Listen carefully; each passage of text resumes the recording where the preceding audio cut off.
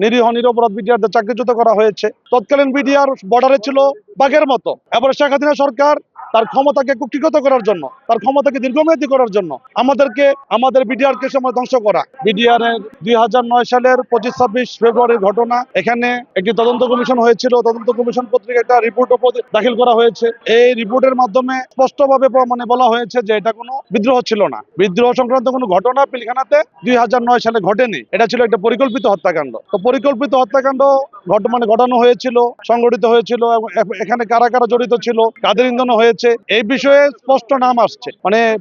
তদন্ত কমিটি যে কমিশন ছিল, ওনারা নাম বলছে, সরকারের নাম বলছে, পার্শ্ববর্তী রাষ্ট্রের কথা বলেছে। তো সবকিছু স্পষ্টভাবে উল্লেখ হওয়ার পরেও আমরা যারা এই ক্ষতিগ্রস্ত বিডিআর, যাদের উপরে অন্যায়ভাবে আমাদেরকে এই বিদ্রোহের তকমা চাপাই দেওয়া হয়েছে, আমাদেরকে কলঙ্কিত করা হয়েছে, নিরীহ নিরপরাধ বিডিআরদের চাকরিচ্যুত করা হয়েছে, তা আমরা কেন বঞ্চিত হব? আমরা তো এই ঘটনার সাথে ন্যূনতম কোনো সম্পর্ক আমাদের ছিল না। আমরা এই অপরাধ সম্পর্কে আমাদের কোনো ধারণাই ছিল না।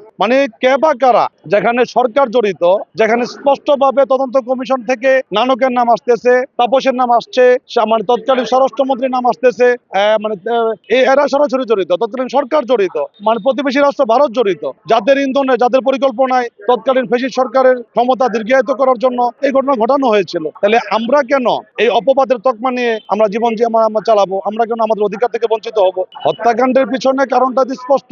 এখানে তৎকালীন বিডিআর বর্ডারে ছিল বাঘের মতো। যেখানে ভারত যত বড় পরাশক্তি হোক, বিডিআর এর সামনে দাঁড়িয়ে অন্যায়ভাবে কোনো কিছু করার ক্ষমতা তাদের ছিল না। আমরা তাদের চোখে চোখ রেখে কথা বলছি, যে কোনো বিষয়ে আমরা প্রতিবাদ করতে পারছি। ভারতীয় পার্লামেন্টে একটা আলোচনা হয়েছিল যে আমাদের ভারতের এগেইনস্টে এমন শক্তিশালী বাংলার সীমান্ত বাহিনীটা আমরা চাই না। তখন থেকে ষড়যন্ত্র শুরু হয়েছিল।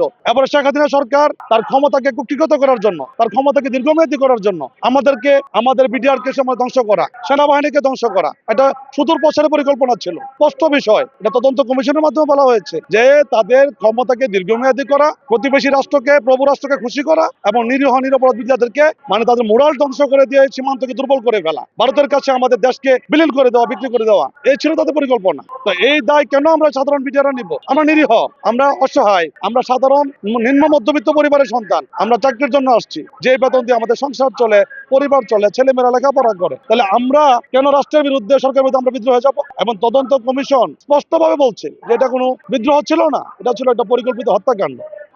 এতগুলো বিষয় এখন তো ঘটনার আজকে 17-18 বছরের মধ্যে বিভিন্ন মাধ্যমে, বিভিন্ন তদন্তের মাধ্যমে বলেন, বিভিন্ন ধরনের আপনার সুশীল সমাজের মাধ্যমে বলেন, মিডিয়ার কল্যাণে বলেন, এই বিষয়টা ক্লিয়ার। আজকে আমাদের যে সর্বশেষ যে কথাটা হলো যে বর্তমান মানবিক প্রধানমন্ত্রী দেশনেত্রী খালেদা জিয়ার ছেলে, শহীদ প্রেসিডেন্ট জিয়াউর রহমান সাহেবের ছেলে, উনি রাষ্ট্রের দায়িত্বে আছেন। ওনার কাছে আমাদের মানবিক আবেদন, আমাদের আকুল আবেদন, আমরা নিরীহ, আমরা অসহায়, আমরা ক্ষতিগ্রস্ত, আমরা নিরপরাধ, আমরা এই ঘটনার সাথে দূরতম কোনো সম্পর্ক আমাদের নাই। অতএব আমাদের বিষয়টা যেন উনি বিবেচনা করেন, আমাদের পরিবারকে যেন এই বিদ্রোহের তকমা থেকে, কলঙ্ক থেকে আমাদেরকে মুক্ত করেন এবং আমাদের অধিকার, আমাদের হক যেন আমাদেরকে ফিরিয়ে দেন। নিরপেক্ষ, সত্য প্রকাশে আপোষহীন।